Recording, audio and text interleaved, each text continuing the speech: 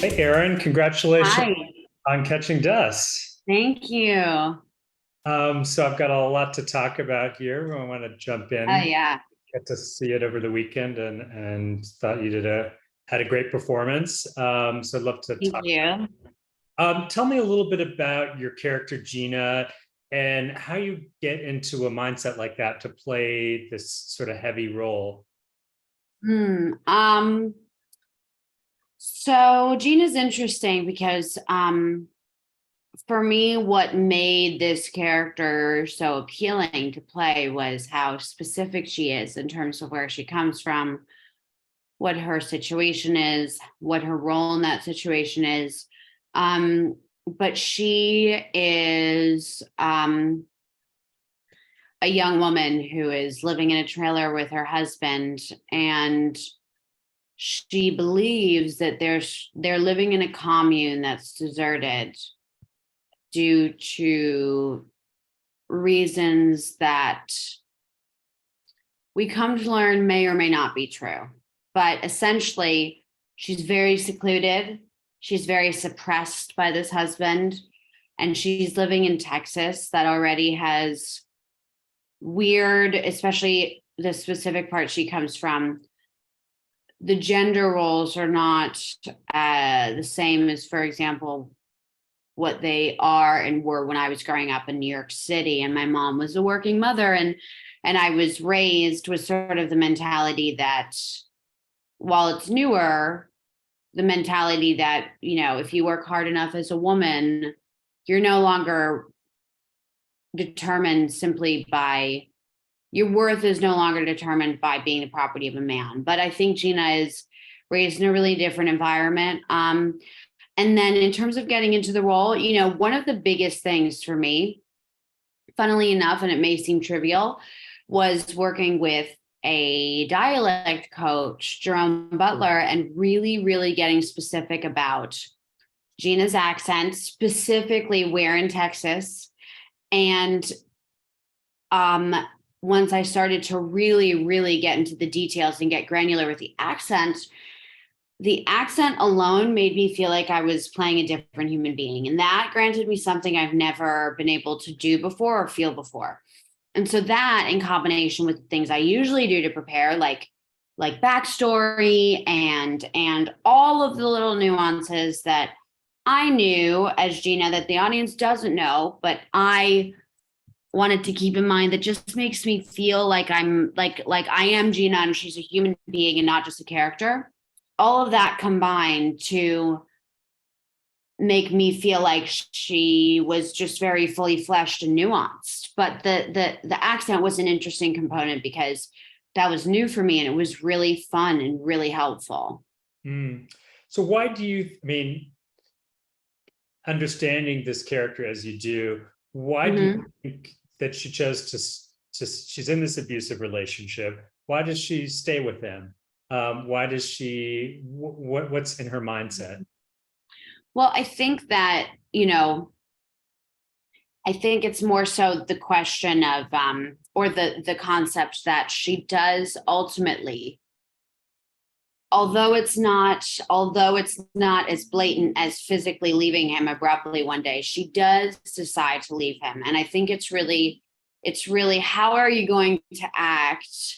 How are you going to behave in a situation where you have been raised with no tools, no psychological tools, no physical resources to leave a man like this, and you've been conditioned into believing that your value is as a wife, and you do fall in love with someone, and it's genuine love, but it's a trauma bond. So I think, it's very easy to, from my perspective, having grown up in the environment I did where therapy was not taboo and women were looked at differently, to sort of judge her. But that's what I loved about the character, because it's very easy to assume a witness position and judge someone.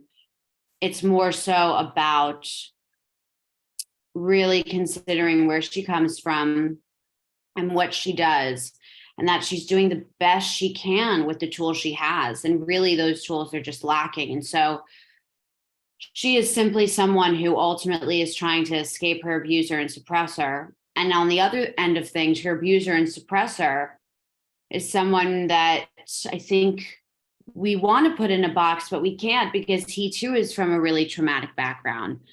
So it's two people that come from very specific conditions that have led them to this point, and that have predisposed them to really lack the tools and the ability to love each other properly.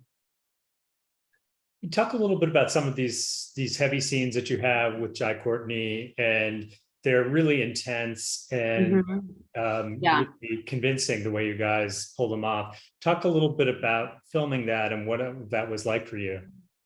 Well, I think first and foremost, I think one of the really, really pertinent components for Jai and I was that, we arrived on this little island in Spain early. We met in Los Angeles before going off to do the film. And I think it was important to meet each other and understand that we were going to be we were going to be able to rely on each other as a scene partner and be like each other's sort of, for those weeks of filming, each other's safe zone. He knew that he could try anything and vice versa, and that we were going to encourage each other, and that we were both just going to have fun, but also really dig in, but also ultimately really be there for each other. So we had a really great friendship off screen, which really helped us go there on screen.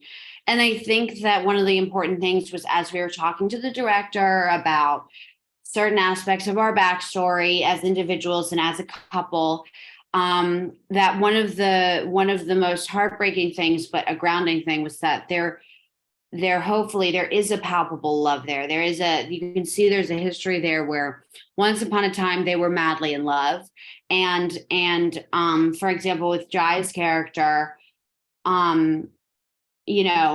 when I think about that character, and we maybe would judge a character like Gina for even falling in love with him, I sort of looked at it in the respect that, okay, well, very often abusers are perpetuating a behavior they grew up with. And so I wanted to show that their love once upon a time, she thought, was strong enough to push beyond his behavioral patterns. And what we learn is it's just simply too hard sometimes without real help.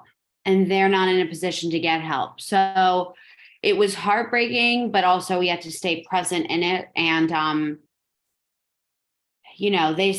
do believe that you can learn the most when you're in a romantic relationship with someone. But I think because they lack the resources to help themselves and put their oxygen mask on themselves, they do a lot of damage. And it's just, it's what's going to happen when you're simply raised in a toxic environment with no access to help.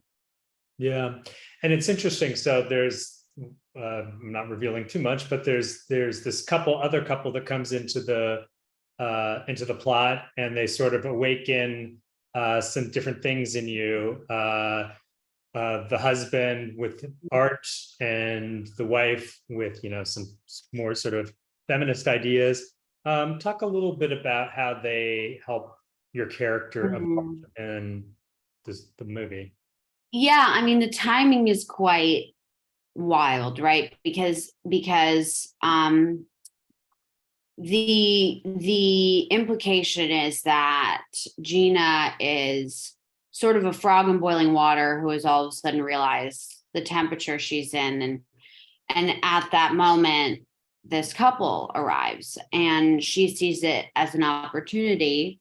And also it's fascinating to her because, like any other situation, when you meet people and immerse yourself in people who come from a different universe, that really expands your mind in terms of what's possible for you and for women and for a couple. And and you're exposed to it properly for the first time in your life, the impact, especially with this timing, is so profound. And I think also Gina's very aware that they're there for a finite amount of time. So her behavior and her actions need to be ultimately pretty extreme if she's going to seize this opportunity. And then you learn, obviously, that this couple has their own stuff going on, but it's just, it just, to me, reflects how profound it can be to be someone who is exposed to a way of living and being, and that you didn't think possible. Yeah.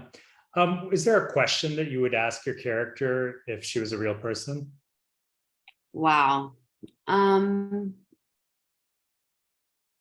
Yeah, wow. It's oh gosh. I mean, there there are so many. Oh my gosh. Wow. I think that it would be, do you really think, and I'm not sort of phrasing this in a way where I actually know the answer. I'm genuinely curious. Because she's young when we meet her, but she's old enough that she's lived in that world for so long. My question would be, do you think you can really transcend your upbringing and past enough to remove all of the emotional blocks that your childhood and your previous relationships have catalyzed? That would be the honest question. Just because I feel like behavioral patterns that stem from our upbringings are so difficult to transcend. But I also think that she would be the type of anomaly that could, but it would be a genuine, I would be curious to know, because that would require a strength that I think she possesses that I've never had to summon, because I was lucky enough to be raised in New York and raised in different circumstances. Thanks for watching the You Interview channel. With over 3,000 original celebrity videos, we have one of the largest collections of celebrity interviews anywhere. So remember to like and comment on our videos and subscribe to the channel. If you want to get more involved, you can become a member of the channel. Membership has its perks. You can see exclusive celebrity videos and get the opportunity to ask our celebrity guests questions. We can't wait to hear from you.